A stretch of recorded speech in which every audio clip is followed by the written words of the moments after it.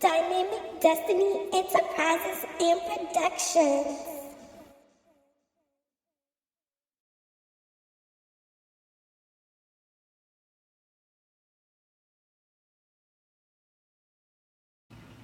She is a Proverbs 31 woman.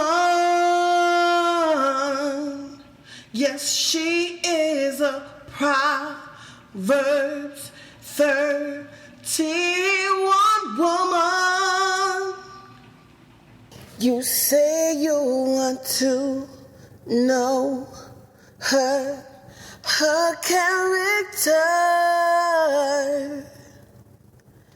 You say you must know what makes up this woman.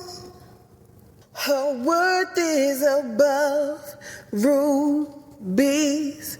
Her man lacks no gain, and he can trust her. She's a virtuous wife. She works with her hands. She's clothed with strength. Her light doesn't dim by night, and she extends her hands to the poor. She is a Proverbs 31 woman. Yes, she is a Proverbs 31 woman. She sews for herself, and she's clothed in fine linen. Her husband is known, and he sits with elders.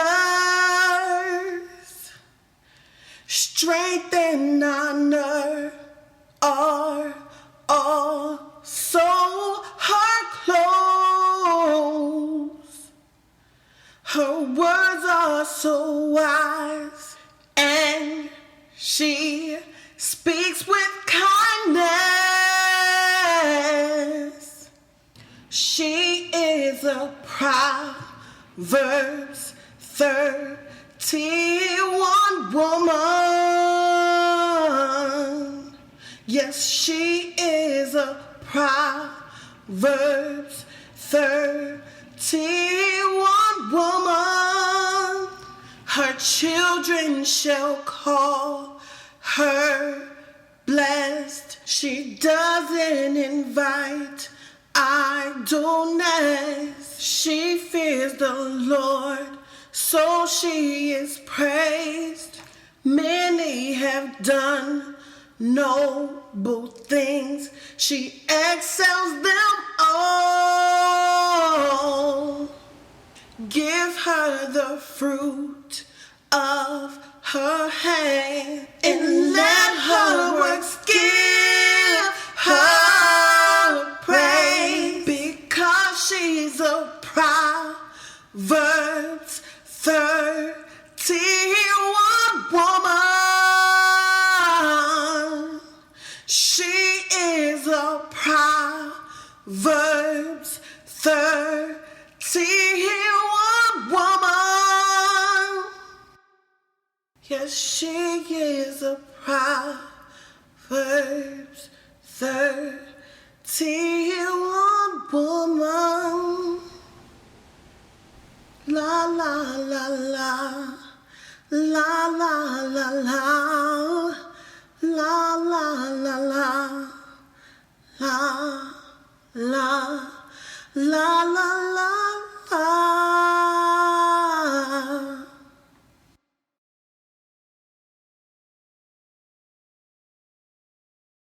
I am a Proverbs 31 woman. I am a proud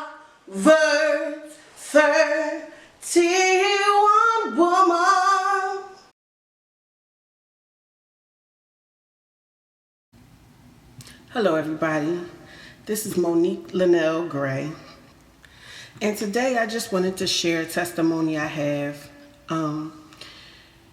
Many of you might not know, or maybe some of you do, but I was married for 9 years, and I got divorced back in 2004, and as the years went on, I started to get closer to God. In 2010, I actually got rebaptized. I was baptized when I was 6 years old, and after so much had happened, I decided to rededicate my life to God, and it's been a journey since then. And that was in 2010. I got baptized again, and so since that time, I've gotten closer and closer to God in my relationship, and something happened one day. I was singing and I was praising God in my house, in my apartment at the time. I think this was about 2018. And, I was in my prayer life, and I asked God, well, it's been so many people that have said so many different things about me, and they have talked behind my back. People have lied, people have betrayed me. And so I wondered, what did God think of me? And so what I did was ask God, and this was in my private time. I asked God, what do you think of me? I was like, everybody else has an opinion. People are entitled to their opinion. But when I asked him that, I didn't think what happened was going to happen. And so this had to be a Saturday night, because the next day I went to church, and actually I was running a little behind, and I said, shoot, I'm not going to get a seat because our church is huge.